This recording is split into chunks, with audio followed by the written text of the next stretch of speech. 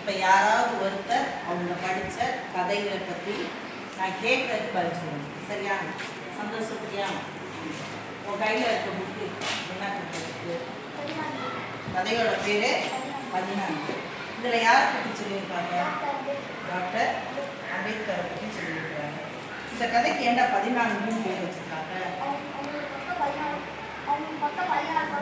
அவரோட பிறந்தவங்க மொத்தம் 14 பேர். அதனால சரி, இது யாரை பற்றி சொல்லியிருக்காங்க? இதில் டாக்டர் அம்பேத்கர் பற்றி சொல்லியிருக்கிறார். அவர் என்ன செஞ்சிருக்காரு?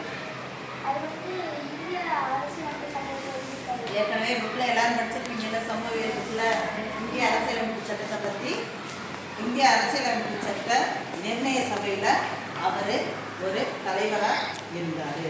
இந்திய அரசியலமைப்பு சட்டத்தை உருவாக்குனதில் பெரும் பங்கு அவருக்கு இருக்கு. சரி, இந்த கதை மூலம் நீ என்ன தெரிஞ்சுக்கிட்ட?